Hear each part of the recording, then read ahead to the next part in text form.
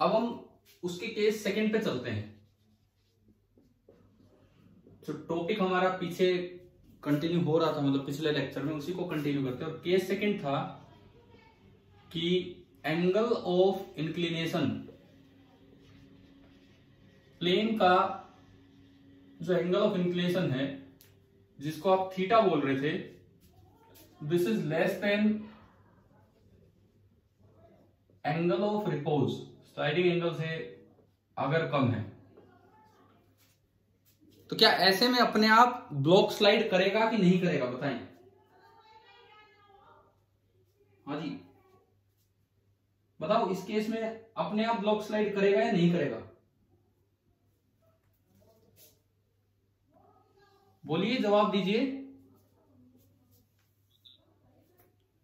अगर प्लेन का angle of inclination, inclined plane का एंगल ऑफ इंक्लिनेशन छोटा है एंगल ऑफ रिपोज से, और मैं उस पर कोई ब्लॉक रख दूं, तो क्या अपने आप वो ब्लॉक स्लाइड करेगा या नहीं करेगा?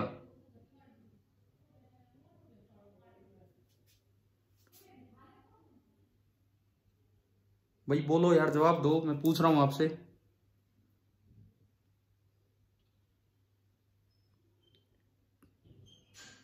Yes sir. Yes sir, yes sir और नो सर। दोबारा देखो, सुनो मैं क्या पूछ रहा हूं। एंगल ऑफ इंक्लिनेशन कम है एंगल ऑफ रिपोज से, और मैंने उस इंक्लाइंड प्लेन पे ब्लॉक रख दिया, तो क्या अपने आप वो स्लाइड करके आएगा कि नहीं आएगा, ये बताओ। बिल्कुल नहीं करेगा, बिल्कुल नहीं करेगा। तो इसमें देखो आप,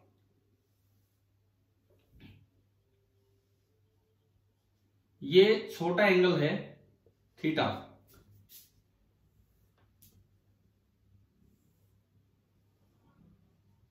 ये छोटा एंगल है थीटा, अल्फा से कम है। अब अगर मैं इसके ऊपर बीच में ब्लॉक रख दूं, अब अगर मैं इसके ऊपर बीच में ब्लॉक रख दूं, तो एम मास का ब्लॉक आराम से रखा रहेगा, ना ऊपर जाएगा ना नीचे जाएगा। इवन आपको ऊपर स्लाइड करवाने के लिए भी फोर्स लगाना पड़ेगा, और नीचे स्लाइड करवाने के लिए भी फोर्स लगाना पड़ेगा। तो इसके अंदर दो पार्ट बन जाएंगे, केस सेकंड के अंदर दो पार्ट। पहला part sliding up the plane, सबसे पहला पार्ट है स्लाइडिंग अप द प्लेन। इसमें देखिए क्या होगा, स्लाइडिंग अप द प्लेन में मतलब ऊपर ले जाने के लिए मुझे कम से कम कितना फोर्स लगाना पड़ेगा, एफ मिनिमम रिक्वायर्ड, ये निकालना है। ऊपर ले जाने के लिए कम से कम कितना फोर्स लगाना पड़ेगा, ये हमें निकालना है स्लाइडिंग अप द प्लेन में। तो मैं अगर इसका एबीडी बनाऊं, अभी ये रुका हुआ है आराम से, मैंने कोई फोर्स नहीं लगाया, एक इस पे नीचे लगा mg, एक परपेंडिकुलर टू द प्लेन लग रहा है नॉर्मल रिएक्शन, और बताओ किधर क्या लगेगा। अच्छा, इसके दोनों कोफिशिएंट्स आपको दे दिए, म्यू एस एंड म्यू के, ये दोनों आपको कोफिशिएंट्स दे दिए म्यू एस एंड म्यू के। ये लार्ज होगा और ये स्मॉल होगा, दोनों के कंपैरिजन अगर हम करें तो। ये अपने आप चल नहीं रहा है, अपने आप चल नहीं रहा, तो इस वक्त कौन सा फ्रिक्शन लग रहा है बताएं।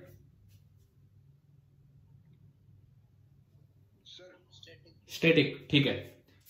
किधर लग रहा है, ऊपर की तरफ या नीचे की तरफ? जवाब देते चले आप लोग इन चीजों का। किधर लग रहा है? ऊपर। आपकी आवाज बहुत कम आ रही है यार बच्चों, आपकी आवाज मैं सुन ही नहीं पा रहा हूं। स्टैटिक फ्रिक्शन लग रहा है। देखो मैं एक बार mg के टुकड़े करूं, mg का कंपोनेंट आपको याद होना चाहिए, इस डायरेक्शन में होता है mg cos थीटा एंड इस डायरेक्शन में होता है mg sin थीटा। अगर हम perpendicular to the plane force balance करें, क्योंकि उधर तो कोई मोशन हो ही नहीं सकता है, n is equal to mg cos theta. अब मेरा सवाल ध्यान से आंसर देना, दो म्यू की वैल्यू है, म्यू एस और म्यू के, एक मेरे पास आ चुका है नॉर्मल। फ्रिक्शन कितना लग रहा होगा इस पर, ये बताओ। फ्रिक्शन कितना लग रहा होगा? Mu S into N. Anuj आप बोले हो क्या? किसने दिया है जवाब? यार आवाज क्यों नहीं आ पा रही मेरे पास, पता नहीं बहुत कम साउंड आ रही है आपकी तरफ से। देखो एक बच्चे ने जवाब दिया है म्यू एस इंटू एन। और कोई बच्चा जवाब दे, ऐसे चुप ना बैठे, तभी तो कुछ सीखेंगे।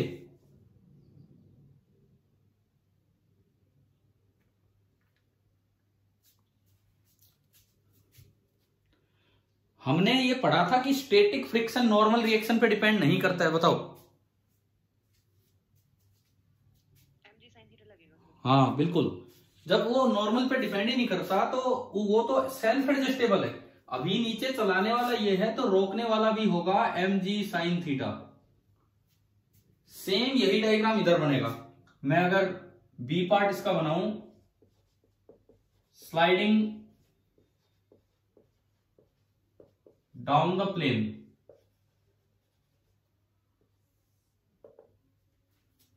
सपोज मैं बी पार्ट इसका बनाऊं स्लाइडिंग डाउन द प्लेन का, और इसमें मैं कहूं कि एफ मिनिमम रिक्वायर्ड ही मुझे निकालना है,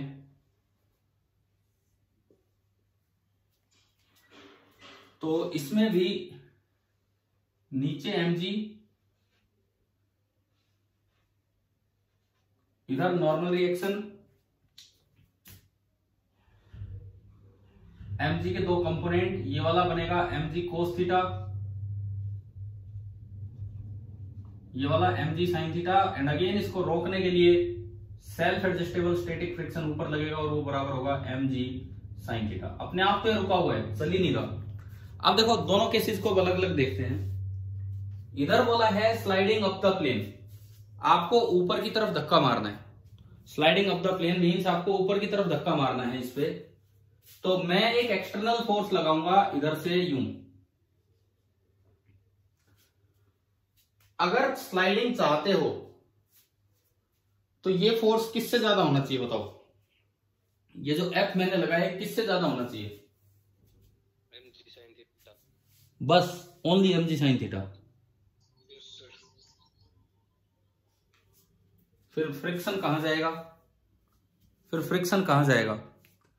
सर बताओ किससे ज्यादा होना चाहिए बताओ? सर पहली बात, मेरी बात सुनो आप ध्यान से। क्या मेरी आवाज तेज सुनाई दे रही है? ठीक सुनाई दे रही है जैसी आनी चाहिए? Yes sir. ठीक है, आप लोगों की कम सुन रहे हैं मुझे। देखिए देखो सुनो, हमने इधर से फोर्स लगाया F, तो फ्रिक्शन तो सेल्फ एडजस्टेबल है, ये अपनी डायरेक्शन चेंज कर लेगा। जैसे ही प्लेन देखेगा कि ब्लॉक आगे जाने वाला है, जैसे ही प्लेन की सरफेस देखेगी ब्लॉक की सरफेस आगे जाने वाली है, तो फ्रिक्शन कहां लग जाएगा? जैसे ही ब्लॉक देखेगा, सॉरी प्लेन देखेगा कि ब्लॉक आगे जाने वाले है धक्के की वजह से, ये फ्रिक्शन अपनी डायरेक्शन चेंज कर लेगा, और ये जो फ्रिक्शन है ये फ्रिक्शन इधर से हटके सेल्फ एडजस्टेबल फ्रिक्शन पीछे की तरफ हो जाएगा, स्टैटिक फ्रिक्शन। और अब देखो, अगर अब आप मोशन चाहते हो for the block to slide, अगर आप ब्लॉक की स्लाइडिंग चाहते हो तो this must be greater than mg sin theta plus static friction. बताओ ये इक्वेशन आई क्या समझ में? कैसे बनाइए? ठीक है। अब देखो, कब तक आपके फोर्स का ये विरोध करेगा? जब तक इसकी वैल्यू मैक्सिमम हो जाए। मैक्सिमम वैल्यू कितनी होगी इसकी? एफ लिमिटिंग, यानी कि एफ आपको पहले इतना हो और इससे ज्यादा करोगे तब चलेगा। यानी कि जो एफ मिनिमम आएगा, आप स्लाइडिंग के लिए जो एफ मिनिमम चाहते हैं उसकी वैल्यू होगी mg sin theta plus F limiting. ये बताइए, ये स्टेप समझ में आया क्या? कैसे लिखा है? क्योंकि जब तक आप फोर्स और बढ़ाओ ये फोर्स और बढ़ जाएगा, आप और फोर्स बढ़ाओ ये और फोर्स बढ़ जाएगा। कब तक बढ़ पाएगा? जब तक ये बढ़ते बढ़ते लिमिटिंग हो जाए, और अगर उसके बाद और फोर्स बढ़ा दिया तो ये चलना स्टार्ट हो जाएगा। यानी कि जो मिनिमम केस है एफ मिनिमम, उसकी वैल्यू होगी mg sin theta plus F limiting. क्या यहां तक क्लियर हो गया? ठीक है।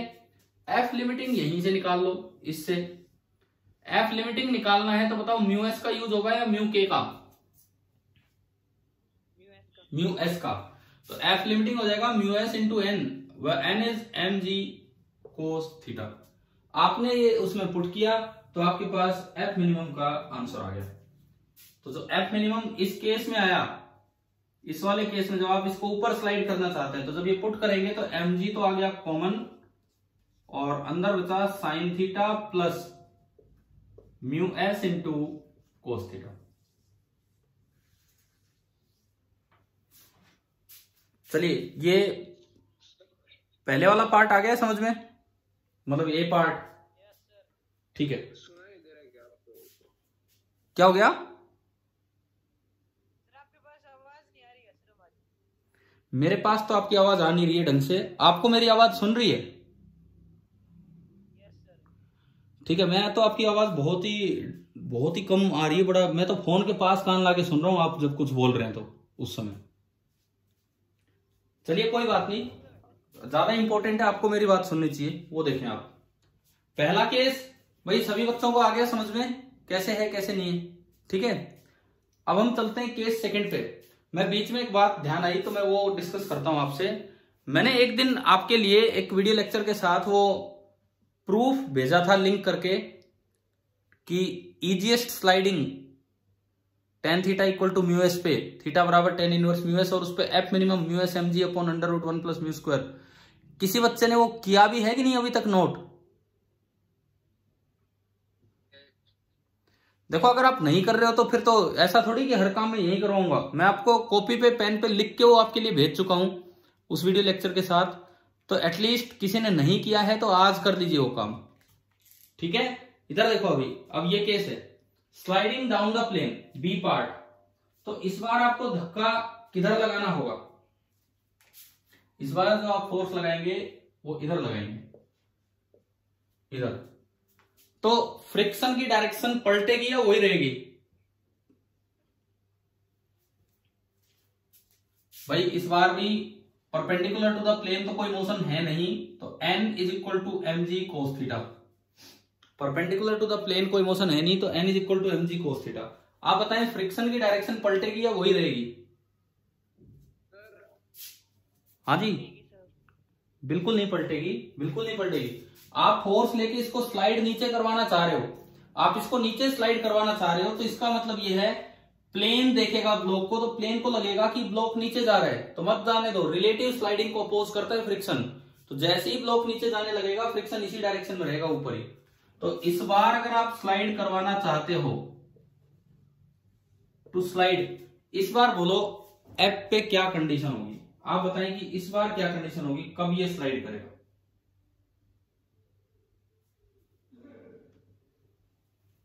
देखो स्लाइडिंग के लिए इस बार दो दो फोर्स है नीचे, तो इस बार कंडीशन बनेगी F plus M G sine theta this should be greater than static friction.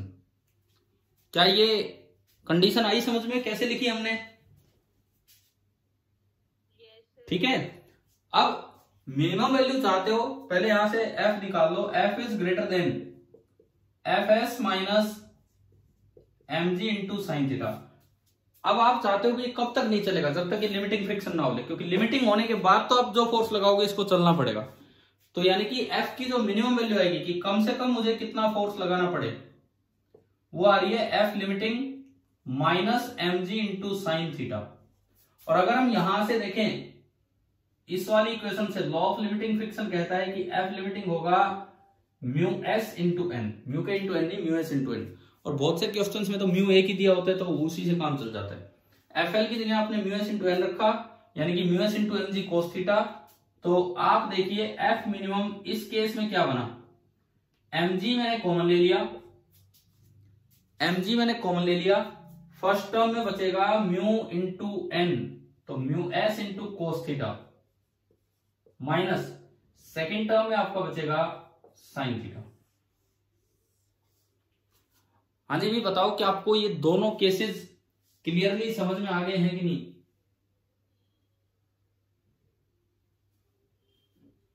हो जाएंगे, है ना। अगर इस तरह के कोई न्यूमेरिकल आते हैं तो सीधा आप फटाफट ये देख के और फोर्स बैलेंस करके और इस तरह से निकाल सकते हैं। थोड़ा इस बात पे ध्यान देना कि फ्रिक्शन उसमें तो ठीक है ऊपर लग रहा होगा, इसमें फ्रिक्शन ऊपर नहीं लगेगा। जब आप ऊपर स्लाइड करवाना चाहोगे तो फ्रिक्शन अपने आप सेल्फ एडजस्टेबल है, वो नीचे हो जाएगा। तो थोड़ा इन चीजों का ध्यान रखना आप, ठीक है। चलिए ये इंक्लिनेशन वाले पे मैं आगे बढ़ता हूं अब।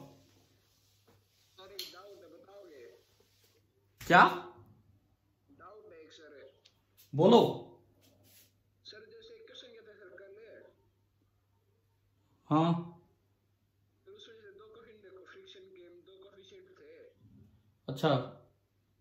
तो सर उसमें यूके यूएस कौन सा ले, मतलब काइनेटिक का स्टैटिक का उसका। मैंने आपको कई बार बताया, अगर किसी क्वेश्चन में दो कोफिशिएंट दे रखे हैं तो बताओ, आप लोग बताओ, म्यू के कौन सा लेना होता है और म्यू एस कौन सा लेना होता है? शायद अभी तक हम ये बात क्लियर कर चुके हैं कि जो छोटी वैल्यू होती है वो क्या लेना होता है? म्यू के। और जो बड़ी वैल्यू होती है वो म्यू एस। कहीं लिमिटिंग फ्रिक्शन लिखना हो तो म्यू एस का यूज करेंगे, और कहीं काइनेटिक फ्रिक्शन लिखना हो तो म्यू के का। क्लियर है जी आपको? Yes sir. ठीक है। Yes sir. अब देखो, एक और चीज हम देखते हैं। जैसे मान लो एक एक्टिविटी टाइप क्वेश्चन आ जाए इसी पे। एक्टिविटी टाइप क्वेश्चन की टू डिटरमाइन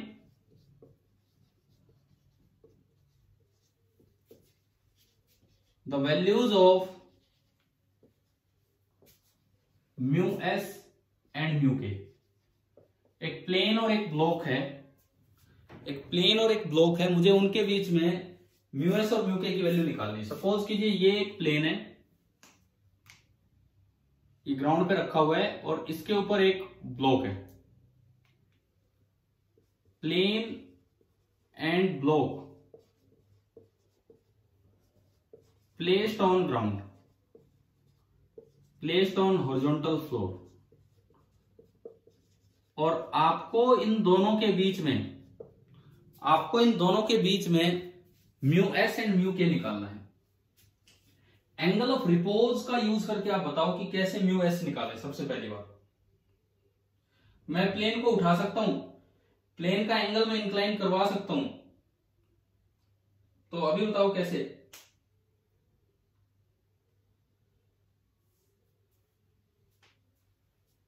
देखो, मैं इसको धीरे धीरे लिफ्ट अप करता चलूंगा।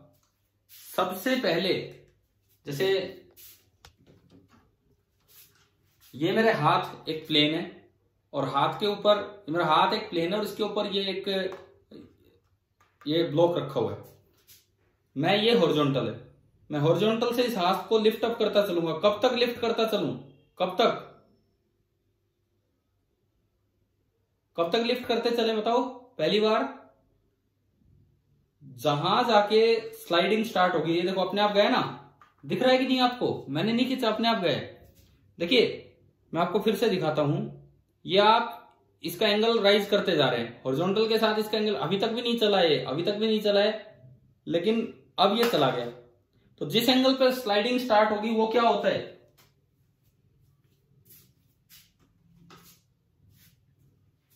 हाँ जी बोलो यार, बोल रहे हो क्या? मैं तो सुन ही नहीं पा रहा हूं। आप क्या करेंगे, इसको राइज करते चलो, इसको रेज करते चलो ऊपर की तरफ, ठीक है?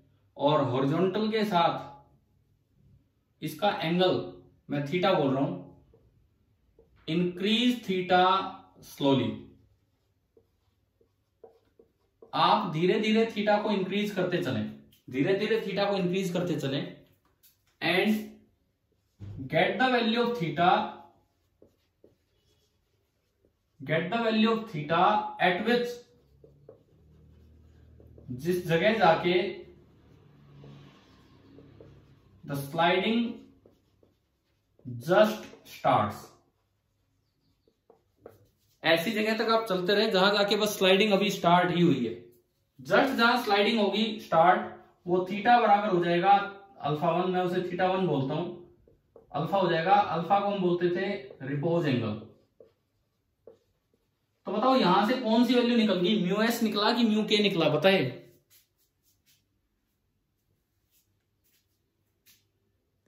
मैंने एक्सपेरिमेंटली एक्टिविटी से एंगल ऑफ रिपोज निकाल लिया, तो मैं ये पूछना चाह रहा हूं कि इससे मेरे पास म्यू एस आया है कि म्यू के आया है?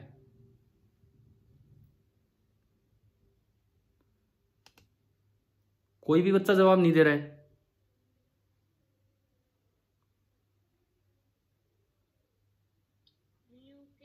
म्यू के कौन बोला? कौन बोला है? किसने जवाब दिया है? मैं एक बार उनसे डिस्कस करूंगा, कुछ चीज हो सकता है आप सही हो। एक बार नाम बताएं। भावना ये बताओ, हमने एक्सप्रेशन निकाला था एंगल ऑफ रिपोज का,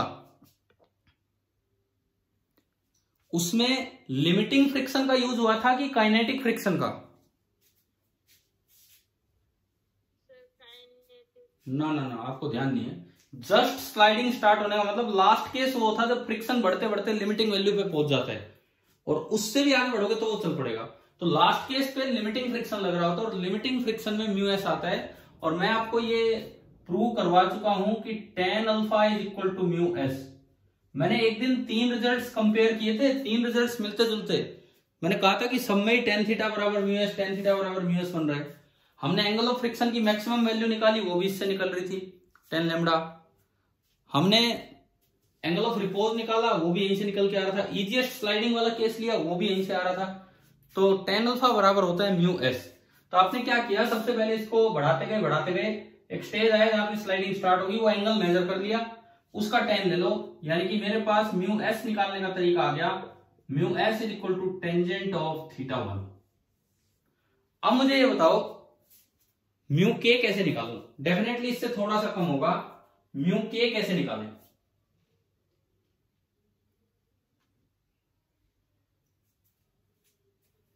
बताइए, तरीका बताएं कि म्यू के कैसे निकालें यहां तक होने के बाद।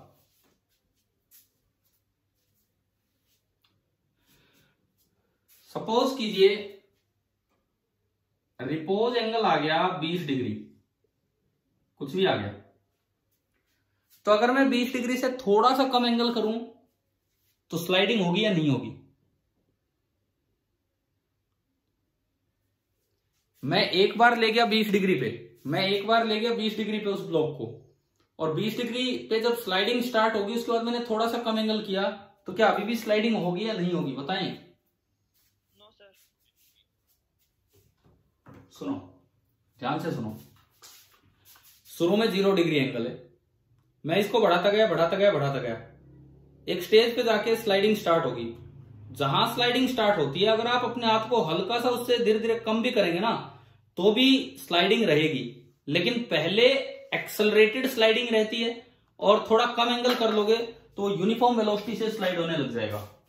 अगर हम ढंग से हाथ पे नहीं, हाथ तो इतना अच्छा प्लेन नहीं है, एक प्लेन पे ब्लॉक लेके करते हैं तो उसमें ऐसा होता है। एक बड़ा प्लेन लेंगे, क्योंकि छोटा प्लेन लिया तो उस पर तुरंत ही नीचे पहुंच लेगा, हम एंगल कम करने का टाइम ही नहीं मिलेगा।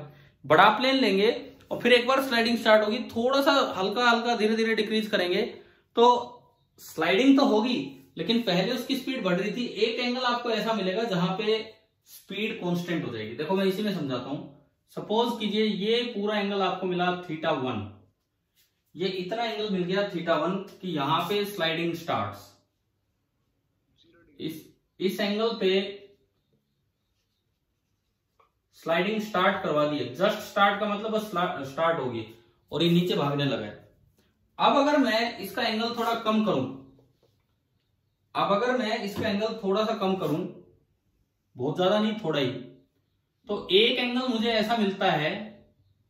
देखो आपको पता होगा ना, जैसे गाड़ी को एक बार आप स्टार्ट कर दो फिर इनर्शिया ऑफ रेस्ट ओवरकम हो जाता है, बताया था ये हमने पहले भी। एक गाड़ी को स्टार्ट करने के लिए जितना जोर लगाना पड़ता है, क्या बाद में भी उतना ही जोर लगाना पड़ता है? अगर वो अभी अपने आप स्टार्ट नहीं भी हुई हो तो भी कम जोर लगा के आप उसको भगा सकते हैं, एक बार वो स्टार्ट हो जाए। तो सिमिलरली कम एंगल पे स्टार्ट हो जाएगी। मान लो ये दूसरा एंगल है थीटा 2। अब आपने क्या किया, पहले आप इंक्रीज कर रहे थे थीटा को, अब slowly decrease the theta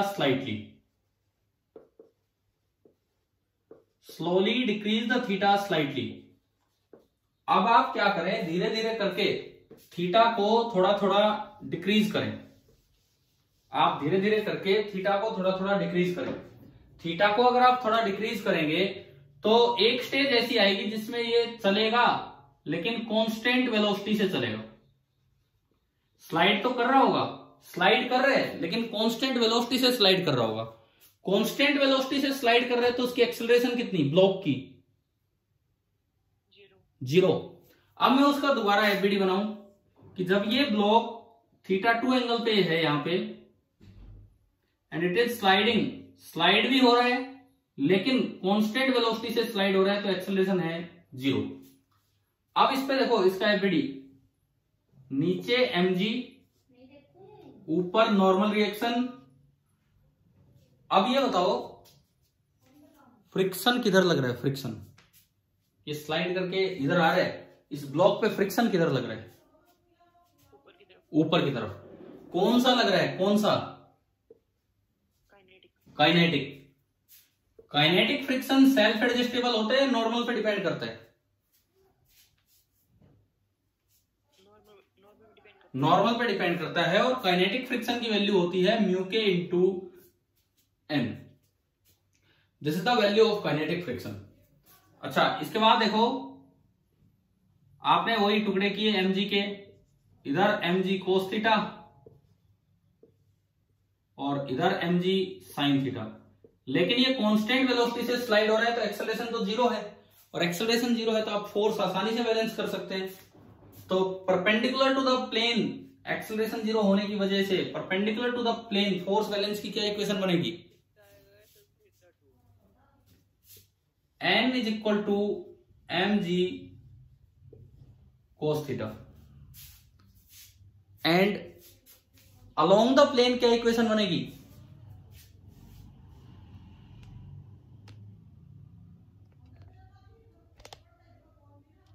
along the plane क्या इक्वेशन बनेगी? बोलो, या आप बोल चुके हो? बताओ।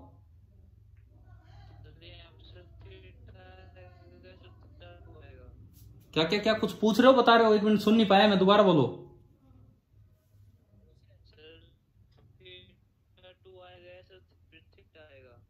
θ2 आएगा, ये हमने कहा ना, पहले θ1 पे लेके जब स्लाइडिंग स्टार्ट हुई, फिर मैंने बोला आप स्लोली वहां तक थीटा को डिक्रीज करते करते ले आओ जहां पे कांस्टेंट स्पीड आ जाती है, और उस नए एंगल को मैंने बोल दिया θ2, उस नए एंगल को मैंने बोल दिया θ2, तो मैं θ2 पे आके रुक गया और ये कांस्टेंट स्पीड से स्लाइड हो रहा है।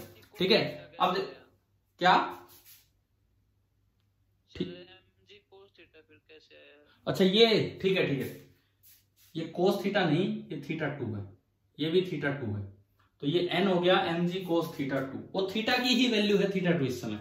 और डाउन द प्लेन भी एक्सेलरेशन तो 0 है, स्लाइड कर रहा है लेकिन एक्सेलरेशन 0, तो इक्वेशन बनेगी, ऊपर तो फोर्स लग रहा है काइनेटिक फ्रिक्शन, और नीचे लग रहा है mg sin θ2। n आ चुका और f आ चुका। अब मैं यूज करूं लॉ ऑफ काइनेटिक फ्रिक्शन का, ये, तो इसमें वैल्यू रख दो। f आपका है mg sin θ2 बराबर mu K into n, n है mg cos θ2, mg से mg cancel, sine upon cos इधर आ गया tan θ2, so tan θ2 will be equal to mu K, तो मेरे पास म्यू के भी निकालना आ गया मुझे, and mu K will be equal to tan of θ2। क्या आपको ये तरीका समझ में आई? ये एक एक्टिविटी थी छोटी सी कि कैसे आप दो सरफेसेस के बीच का म्यू एस और म्यू के इस अपने एक्सपेरिमेंट से निकाल सकते हैं। जैसे मान लो एक मैं क्वेश्चन आपसे पूछूं इसी चीज पे, बस मैं एक बार आपको ये चीज ही याद करवा रहा हूं कि हमने क्या पढ़ा है, इसलिए क्वेश्चन आपको यूं दिया गया है कि एक प्लेन है जिसका ये एंगल वेरिएबल है, आप इसको लिफ्ट अप कर सकते हो, और यहां ये ब्लॉक रखा हुआ है। क्वेश्चन में दिया है sliding starts at θ53 degree, sliding start हो जाती है θ53 डिग्री पे, but if theta is reduced to 45 degree,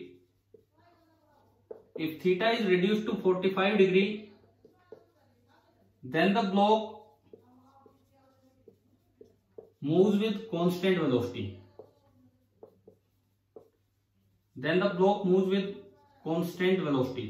ये इंफॉर्मेशन आपको दे दी इस सवाल में। अब मैंने यहां पूछ लिया, बताओ कि म्यू एस और म्यू के कितना होगा, ये इंफॉर्मेशन आपको दे दी, बताना है कि म्यू एस और म्यू के कितना होगा।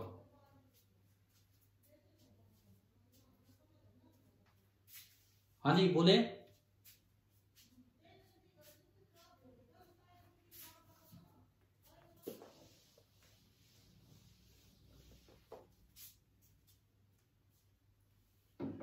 बोलिए, अब तो जवाब दीजिए, क्या आंसर होंगे?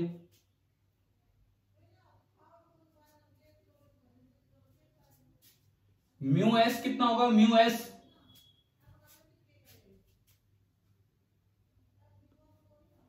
भाई कहां गए, बोलो। म्यू एस कितना होगा? जो बड़े वाला एंगल है उसका टेंजेंट। म्यू एस होगा tangent 53 degree, and 53 degree, tan 53 degree होता है 4/3, और हमने पढ़ाया था कि एक से बड़े हो सकते हैं, कोई दिक्कत नहीं है। तो म्यू एस आ गया 4/3। अब आप ये बताओ कि इन दोनों सरफेसेस के बीच का म्यू के कितना होगा? म्यू के 1। म्यू के आपका होगा tangent of 45 degree, and tangent of 45 degree is 1। तो आपको ये स्लाइडिंग वाले केसेस आ गए ना समझ में, किस तरह से करने हैं किस तरह नहीं। ठीक है, अब देखिए अगली चीज हम सीखेंगे इसी स्लाइडिंग में। अभी तक मैं एक ही ब्लॉक को स्लाइड करवा रहा था। अब मान लीजिए कि मैंने दो अलग अलग ब्लॉक ले लिए, कनेक्टेड ब्लॉक ले लिए, एक स्ट्रिंग से ब्लॉक्स कनेक्टेड है। This is fixed rough inclined plane.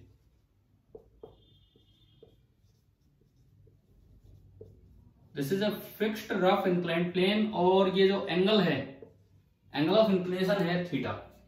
लेकिन मैं कह रहा हूं कि मैंने ना दो ब्लॉक रख दिए, दो अलग अलग मटेरियल्स के ब्लॉक रख दिए।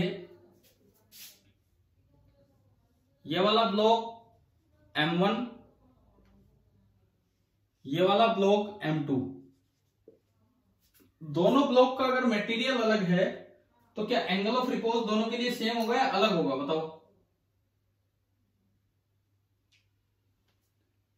अगर दोनों ब्लॉक्स का मटेरियल अलग है तो इस प्लेन के साथ एंगल ऑफ रिपोज दोनों ब्लॉक्स का अलग होगा या सेम होगा?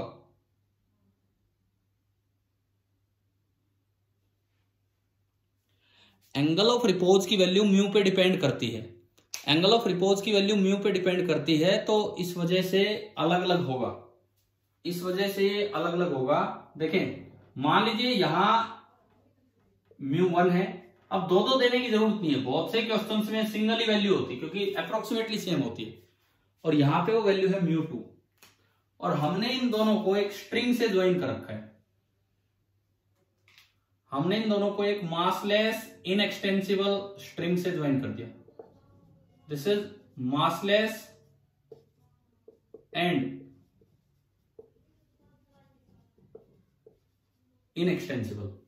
ये सिचुएशन है, इसको हम रिलीज कर रहे हैं, यहां से छोड़ रहे हैं, और ये हम मान के चल रहे हैं कि भाई ये जो एंगल है दोनों के एंगल ऑफ रिपोज से बड़ा है। Theta is greater than α1 and theta is greater than α2। पहले के भी एंगल ऑफ रिपोज से बड़ा है और दूसरे के भी एंगल ऑफ रिपोज से बड़ा है। हम पढ़ क्या रहे हैं फिलहाल? Connected motion. कनेक्टेड मतलब एक रस्सी से दो ब्लॉक्स को कनेक्ट कर रखा है, ऑफ टू ब्लॉक्स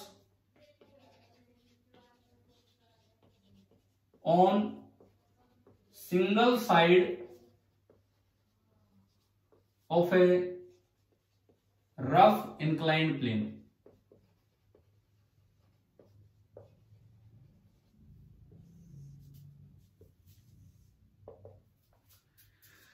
ये हम देख रहे हैं यहां पे connected motion of two blocks on single side of rough inclined plane, ये वाला पार्ट। तो अब इसमें हमें एक्सेलरेशन निकालना है, मान लो दोनों ब्लॉक्स का। कैसे निकालें? ये कैसे पता करें कि इस पे टेंशन रहेगी कि नहीं रहेगी, रस्सी टाइट होगी कि नहीं होगी? क्योंकि अगर वो तेजी से चल के आ गया, ये धीरे चला, तो रस्सी तो ढीली हो जाएगी, और अगर वो धीरे चलने की कोशिश करता है और ये तेज चलता है तो रस्सी टाइट रहेगी। रस्सी टाइट होगी तो टेंशन होगी, रस्सी टाइट ही नहीं है तो टेंशन नाम की चीज ही नहीं है। तो ये कैसे डिसाइड करें हम, बताएं।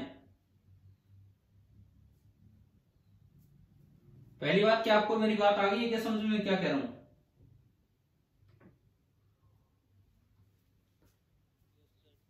हाँ भाई बोलो। Yes sir. ठीक है, तो इसमें स्टेप फर्स्ट क्या होता है, सुनो। स्टेप फर्स्ट तरीका ध्यान से सुनो। फ्रिक्शन वाले इन क्वेश्चंस में आपके स्टेप फॉलो करोगे तो सही होगा। आप डायरेक्ट दूसरे स्टेप पे जा रहे हो, वो आंसर दे रहे हैं, लेकिन हो सकता है आंसर गलत हो। आपको पहले ये चेक करना पड़ेगा। स्टेप फर्स्ट है ignore tension and find A1 and A2 independently. Ignore tension and find A1 and A2 independently. Tension को इग्नोर करते हुए आप A1 और A2 को अलग अलग निकालिए। पहला काम तो ये। तो अगर मैं A1 लिखूं, मान लो टेंशन नहीं होती, ये अपने आप स्लाइड करता, तो अपने आप स्लाइड करने की एक्सेलरेशन तो आप अभी लिख चुके हैं, G sign theta minus mu के, वो एक ही दे रखा है, into G cos theta. Theta दो नहीं है, थीटा एक ही है। थीटा तो एक ही है, लेकिन वो म्यू वन आ गया। आप बताओ क्या A1 लिखना आ गया कि नहीं? पहला स्टेप ये याद है आपको कैसे लिखा था? हमने कल ही यूज किया था शायद श्याम वाली क्लास में। Yes sir. ठीक है, सिमिलरली फिर आप लिखो A2। A2 कितना होगा ऐसी? G sign theta minus mu two into G cos theta. आपने दो वैल्यू निकाल दी, A1 और A2। अब इसमें यह पता करो कि कौन सा ज्यादा है A1 और A2 में से। मान लो पहला केस, लेट A2 ज्यादा आ गया A1 से। A2 ज्यादा आ गया तो मतलब पिछला ब्लॉक तेज चल रहा है। अगर पिछला ब्लॉक तेज चलेगा तो क्या रस्सी टाइट रहेगी? बताओ। No sir. नहीं रहेगी। अगर ऐसा केस बना तो स्ट्रिंग लूज हो जानी है, टेंशन जीरो हो जानी है, A1 का वही आंसर हो जाना है जो ऊपर लिखा, और A2 का यही आंसर हो जाना है। मतलब आपको पहले ये लिख के देख लेना है, और आपको लिखने की जरूरत भी नहीं है, ये यहां से पता लग रहा है। देखो ये टर्म सेम है, ये टर्म सेम है। A2 ज्यादा कब होगा? A2 ज्यादा तब होगा जब उसमें से छोटी चीज घटे। A2 ज्यादा तब होगा जब उसमें से छोटी चीज घटे। बाकी सब तो सेम है, G कोस थीटा बिल्कुल सेम है।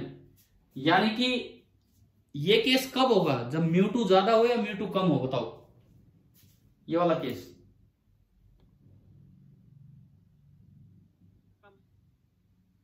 हाँ, अगर μ2 छोटा होगा तो छोटी वैल्यू घटी तो A2 बड़ा आ गया। This is possible if μ2 is less than μ1। तो हमें एक आंसर तो तुरंत ही मिल गया कि अगर μ2 छोटा है μ1 से।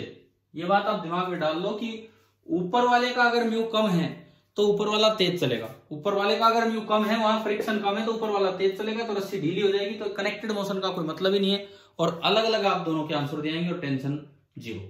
ठीक है, लेकिन अगर क्वेश्चन में ही आपको यूं दिख गया कि μ2 ज्यादा है μ1 से, तो फ्रिक्शन कहां ज्यादा होगा? जहां फ्रिक्शन कोएफिशिएंट ज्यादा है वहां फ्रिक्शन ज्यादा होगा। अगर μ2 ज्यादा है μ1 से तो फ्रिक्शन यहां ज्यादा होगा, यहां कम होगा। मतलब वो ऊपर वाला तेज चलेगा धीरे चलेगा? भाई उसको रोकने वाला फोर्स ज्यादा है, तो आप बताओ वो तेज चलेगा कि धीरे चलेगा?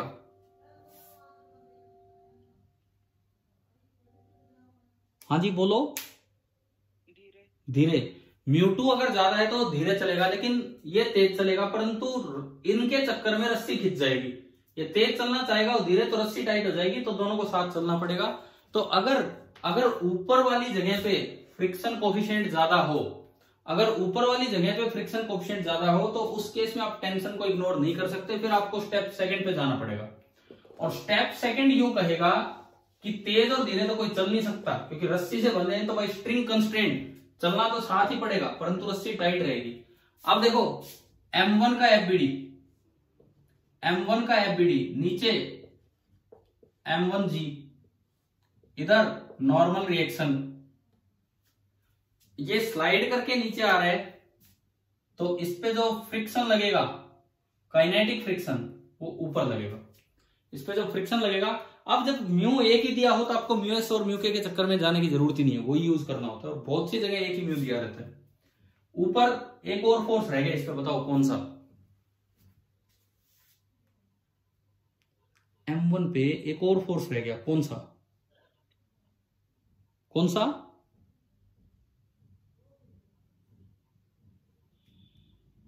रस्सी दिख रही है आपको, रस्सी? तो अब बोलो ना M1 पे कौन सा फोर्स रह गया? टेंशन। M1 पे टेंशन फोर्स रह गया, तो जो टेंशन फोर्स है वो इधर लगेगी, टेंशन इधर लगेगी, ठीक है। हो गए सारे फोर्स, लेकिन ये नीचे स्लाइड करके आ रहा है विद सम एक्सेलरेशन। A1 बोलने की जरूरत नहीं है, इसको A1 उसको A2 बोलने की जरूरत नहीं है, क्योंकि जब रस्सी से जुड़े हैं, ये A1 से आए, ये A2 से आए, लेकिन सीधी रस्सी है, इनएक्सटेंसिबल रस्सी है, तो एक्सटेंड तो होगी नहीं, तो दोनों को साथ चलना पड़ेगा। तो A1 is equal to A2, तो मैंने इस एक्सेलरेशन को A बोल दिया। पिछले केस में A1 A2 अलग अलग थे, लेकिन इस केस में एक्सेलरेशन A हो गया। ऐसे आपने दूसरे वाला FBD बनाया, M2 नीचे लगा, M2G इधर नॉर्मल रिएक्शन N2 नीचे स्लाइड हो रहा है, तो फ्रिक्शन इस पे भी ऊपर, लेकिन म्यू अलग होने के कारण FK2। टेंशन बताओ इस पे किधर लगेगी? नीचे, क्योंकि रस्सी इधर से कनेक्टेड है, तो टेंशन इधर लगेगी T, और एक्सेलरेशन इसका भी इधर है A, ये इसका A और ये इसका A। चलिए mg के टुकड़े करते हैं। mg का इधर वाला कंपोनेंट आपको याद हो जाना चाहिए, m1g cos theta, theta same है दोनों के लिए, और इधर वाला m1g sin थीटा। सिमिलरली यहां पे भी m2g cos theta and m2g sin theta, ये बन गए। परपेंडिकुलर टू द प्लेन कोई मोशन नहीं है, तो n1 is equal to m1g cos theta. यहां भी कोई मोशन नहीं है, तो n2 is equal to m2g cos theta. Normal reaction आते ही फ्रिक्शन आ गया, काइनेटिक फ्रिक्शन म्यू के, अब एक ही दे रखा है तो म्यू1 लो, म्यू1 इंटू n1 यानी कि m1g cos थीटा। यहां से मेरे पास FK2 आ गया, म्यू2 इंटू m2g cos थीटा। अब देखो मेरे पास दो वेरिएबल हैं, एक मुझे t नहीं पता और एक मुझे a नहीं पता। पिछली बार t 0 था और a1 a2 अलग अलग आ गए थे, इस बार a1 a2 नहीं है, t और a दो वेरिएबल, तो मैं दो इक्वेशन बना दूं। पहली बात, m1 पे डाउन द प्लेन क्या इक्वेशन बनेगी? m1 पे डाउन द प्लेन बताओ क्या इक्वेशन बनेगी? Newton's law.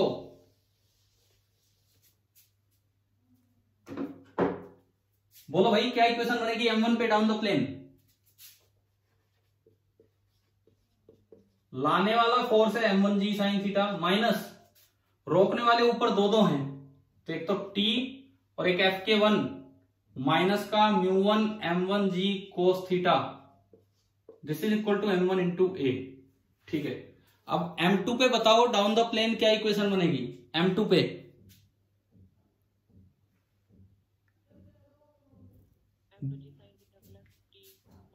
हाँ, m2g sin theta plus t minus FK2 mu two into m2g cos थीटा, this is equal to m2 into a। This is your equation number 2। अब दो equation दो variable, suppose आप a निकालना चाह रहे हो, ऐड कर दो, a आ जाएगा, t से t कैंसिल, उधर से a common, m1 plus m2 बचेगा, डिवाइड में आ जाएगा। तो देखो a आ गया m1g sin theta plus m2g sin theta minus mu one m1g cos theta minus mu two m2g cos theta and divided by m1 plus m2। और एक बार a की value आ जाए तो किसी भी इक्वेशन में पुट करके आप t ला सकते हो। तो अभी आप ये बताओ कि आपको ये वाले केसेस समझ में आए कि नहीं? ये कनेक्टेड मोशन, देखो मैं वही कर रहा हूं, प्लेन पे उसको स्लाइड करवा रहा हूं। पहले सिंगल ब्लॉक था, फिर दो ब्लॉक्स को रस्सी से कनेक्ट कर दिया, और कुछ हमने नहीं किया, इसी तरह से हमने निकाला था। बताओ ये आया क्या समझ में? ठीक है, अब मैं एक सवाल पूछता हूं आपसे, आप सही तरीके से जवाब देना।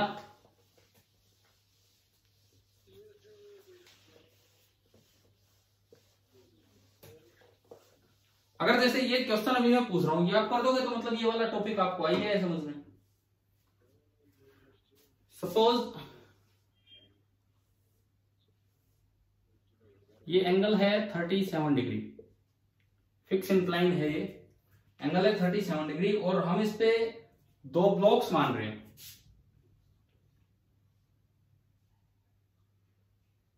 एक ब्लॉक 10 kg का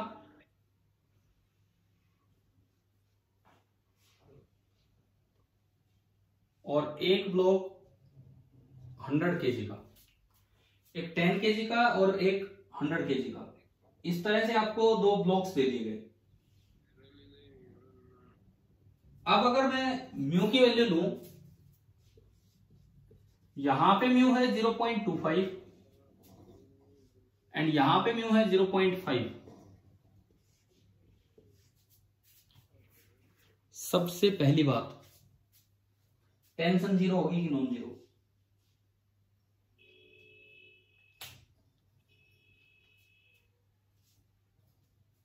टेंशन जीरो होगी कि नॉन जीरो? क्योंकि सवाल तो उसके बाद आगे बढ़ेगा कि रस्सी ढीली होगी कि नहीं होगी।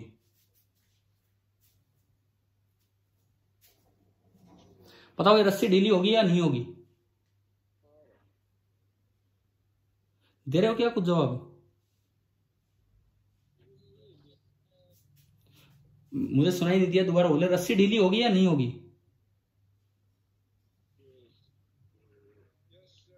Yes sir.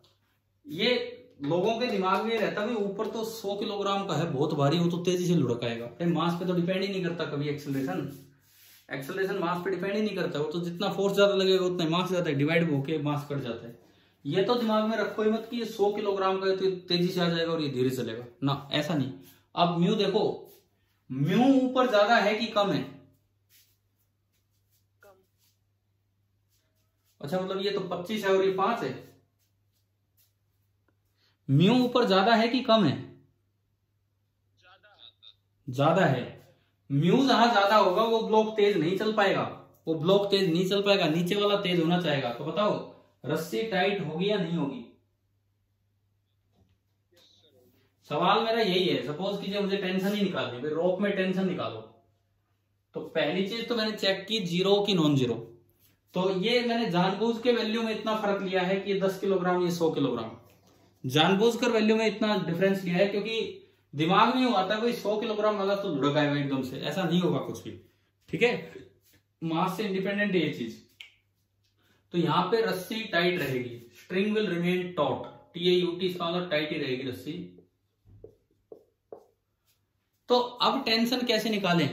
अब तो आपको दोनों पे अलग अलग इक्वेशन बनानी पड़ेगी। जी को 10 मान लो, जी को 10 मान लो और दोनों की अलग अलग इक्वेशन बनाओ। चलिए इस पे देखो, इस पे नीचे लाने वाला फोर्स कितना है? नॉर्मल रिएक्शन कितना है? अभी अभी करवाया था ये mg cos थीटा। पहले मैं ये निकाल लू। मास है 10, जी भी 10 मान लो। cos 37 होता है 4/5, 5 और 2 8, 4 2 8, 80, यानी कि नॉर्मल रिएक्शन है 80 न्यूटन। नॉर्मल रिएक्शन 80 न्यूटन है तो काइनेटिक फ्रिक्शन कितना लगेगा? म्यू इंटू एन, 0.25 इंटू 80, 25/100, 1/4 गुना 80, 20 न्यूटन।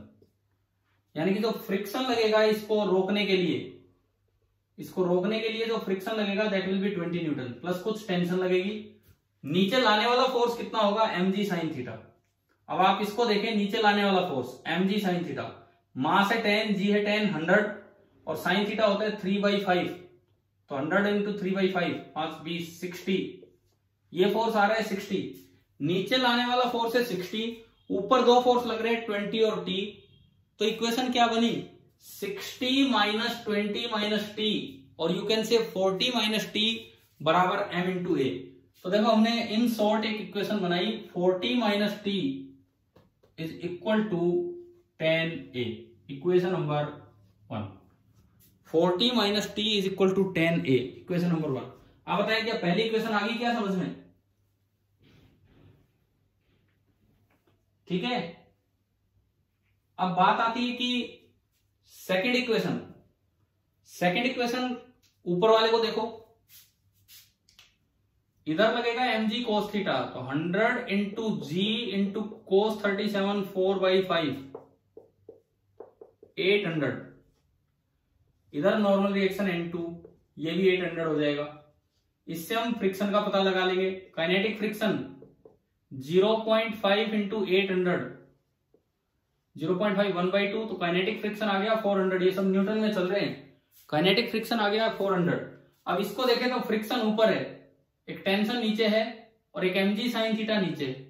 अब जब आप mg sin थीटा निकालोगे तो ये 60 आया था, तो ये 600 हो जाएगा, क्योंकि एक जीरो फालतू, इसमें जीरो एक्स्ट्रा है, तो 600।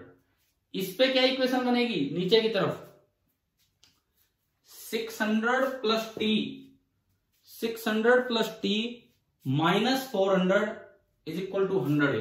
तो 600 माइनस 400 यानी कि 200 plus T is equal to 100 into A. अब दो इक्वेशन, दो वेरिएबल। एक बार आप बताएं कि आपको इक्वेशन बनाना क्लियर हुआ कि नहीं, कैसे बनाई है हमने इक्वेशंस।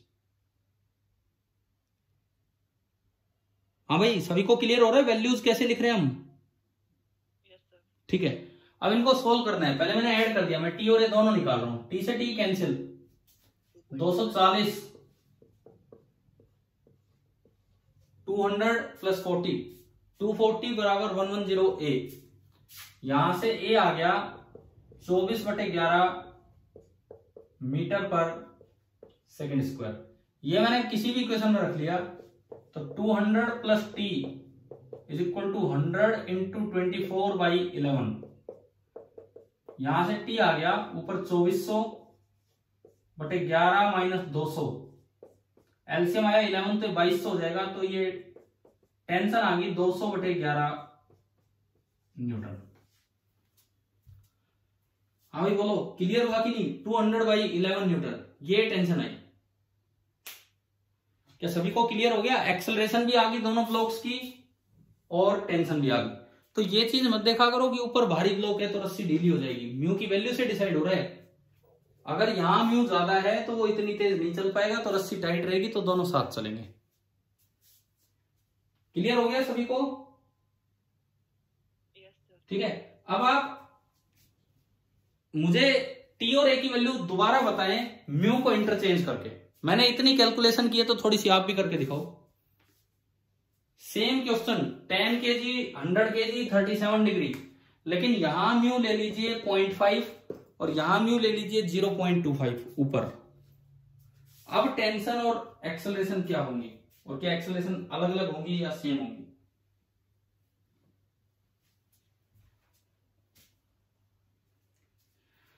सबसे पहला सवाल, टेंशन जीरो होगी कि नॉन जीरो?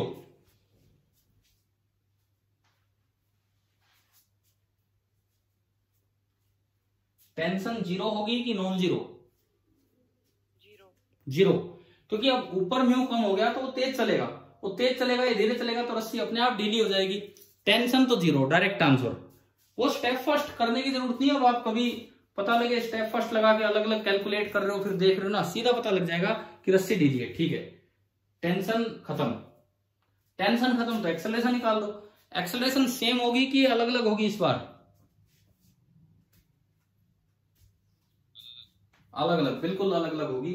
ऊपर वाले की ज्यादा होगी कि कम होगी एक्सेलरेशन?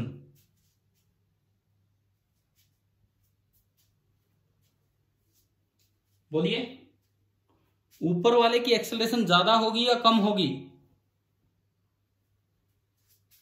अरे ऊपर वाला तेज चल के आ रहा होगा, उसकी एक्सेलरेशन ज्यादा होगी। डायरेक्ट एक्सेलरेशन लिखनी है। अब देखो इस बार के आंसर सुनो।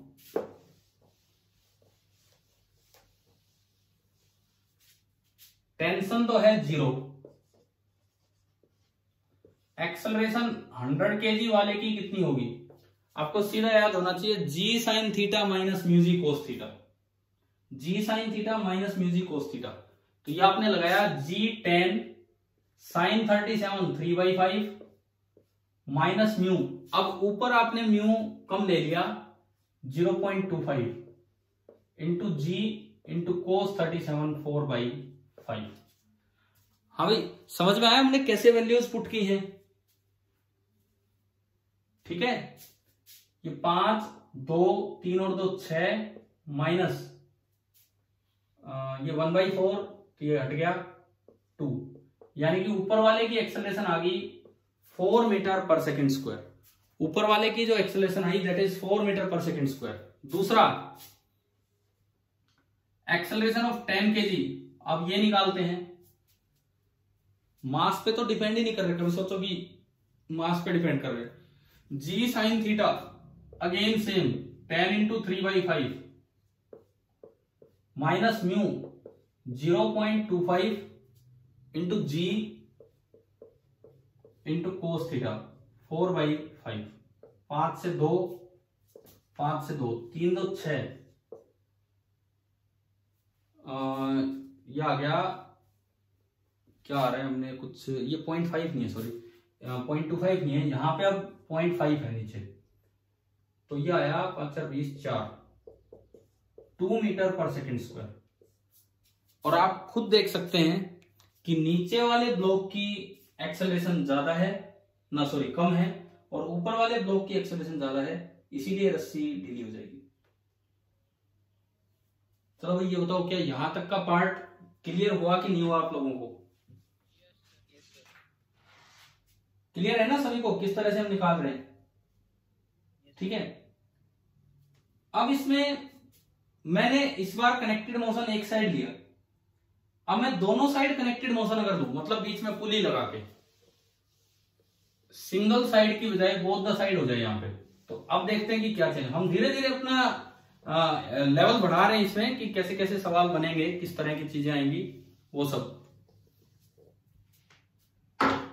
मान लीजिए इस तरह का कोई फिक्स इंक्लाइन प्लेन है, ऐसा फिक्स इंक्लाइन प्लेन है, ये फिक्स है नीचे, ये एंगल θ1, ये एंगल θ2, और ये इधर एक ब्लॉक अटैच है M2, और इधर एक ब्लॉक अटैच है M1। यहां फ्रिक्शन कोफिशिएंट μ1 एंड यहां फ्रिक्शन कोफिशिएंट है μ2। जैसे यूं आ जाए बोथ द साइड, एक साइड नहीं, सिंगल साइड मैंने मिटा दिया कि भाई दोनों साइड दे दिए, एक इधर एक इधर, ये फिक्स है।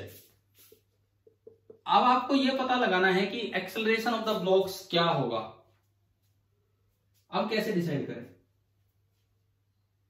कैसे डिसाइड करें कि एक्सेलरेशन क्या होगा, या किस बात पर डिपेंड करेगा? इधर होगा कि उधर होगा, कि ये भी नहीं चलेगा वो भी नहीं चलेगा, या मतलब क्या होना है इसमें? जैसे मान लो मैंने विदाउट वैल्यू आपको ये दिया एक क्वेश्चन,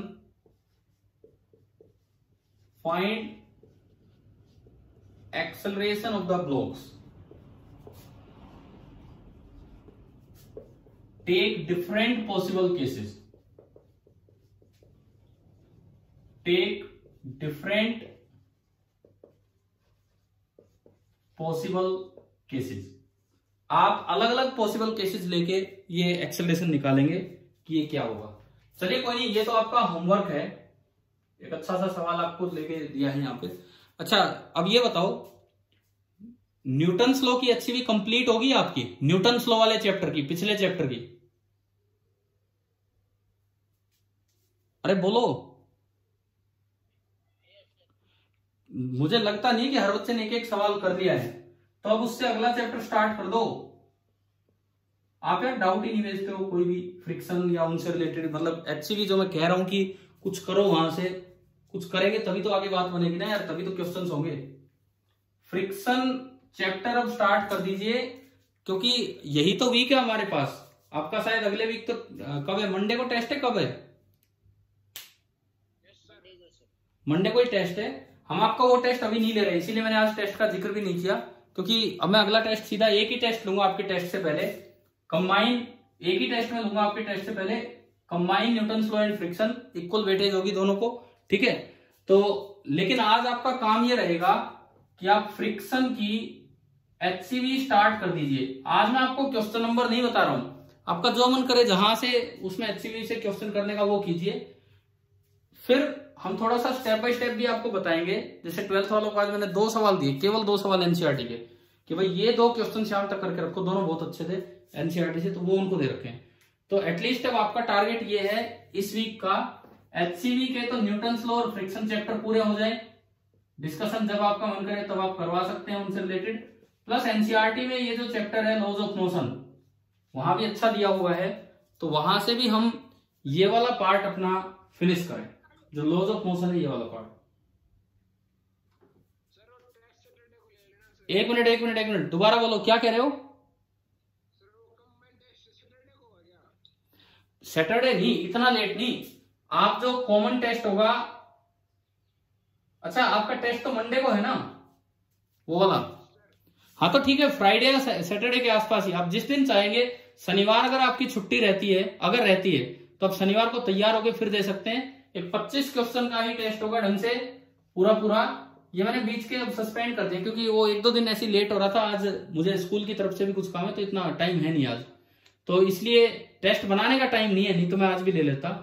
तो ठीक है, फ्राइडे या सैटरडे के आसपास लेंगे।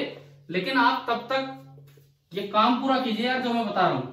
देखो बहुत सी बुक्स होंगी आपके पास, एक बात सुनो, हो सकता है कोई किसी के मॉड्यूल भी हो, आकाश, रेजोनेंस, फिटजी, जिनके भी हो सकता है, BM शर्मा, GC अग्रवाल, दुनिया भर की बुक्स हो। परंतु मैं कह रहा हूं कि जो बहुत ज्यादा क्वेश्चंस करने से पहले कुछ बेसिक सवाल कर लीजिए। इसीलिए मैं कहता हूं कि HCV प्लस NCERT एक बार यार ये कर लो। यूं तो आपके पास DC पांडे भी हो सकती है, GC अग्रवाल भी हो सकती है, BM शर्मा भी हो सकती है, दुनिया भर की किताबें हैं। तो एटलीस्ट आपको इन पे ध्यान देना है, ये चीजें हमें देखनी है। क्या हुआ, म्यूट हो गया क्या? अरे यार ये मैंने नहीं किया, अपने आप म्यूट हो गया थे, होस्ट ने म्यूट कर दिया। चलो ठीक है, ये क्वेश्चन आप करोगे? बताओ 1 मिनट, कैसे स्टार्ट करोगे ये बताओ, केसेस कैसे बनाओगे? आप यूं सोचना, एक बार तो यूं मानना कि इधर स्लाइड कर रहे, ऐसा कब होगा वो देखना होगा। एक बार आपको यूं मानना होगा कि इधर स्लाइड कर रहे, ऐसा कब होगा वो देखना होगा। और एक बार यूं मानना होगा कि ये स्लाइड ही नहीं कर पा रहे, ना इधर ना उधर। ऐसा हो नहीं सकता कि बस एक स्लाइड करे दूसरा ना करे। 3 डिफरेंट केसेस बनेंगे, 3। एक बार स्लाइडिंग इस साइड, एक बार स्लाइडिंग इस साइड, और एक बार नो स्लाइडिंग। तो आपको एक्सेलरेशन निकालना है तीनों केस में। एक केस में मैं बता देता हूं कि जब नो स्लाइडिंग केस बनेगा तो उसमें तो एक्सेलरेशन का आंसर कितना आएगा? 0।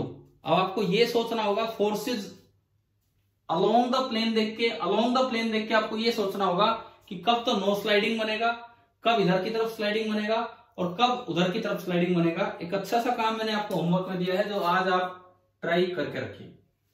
ठीक है, चलिए थैंक यू, मैं क्लास फिनिश करता हूं।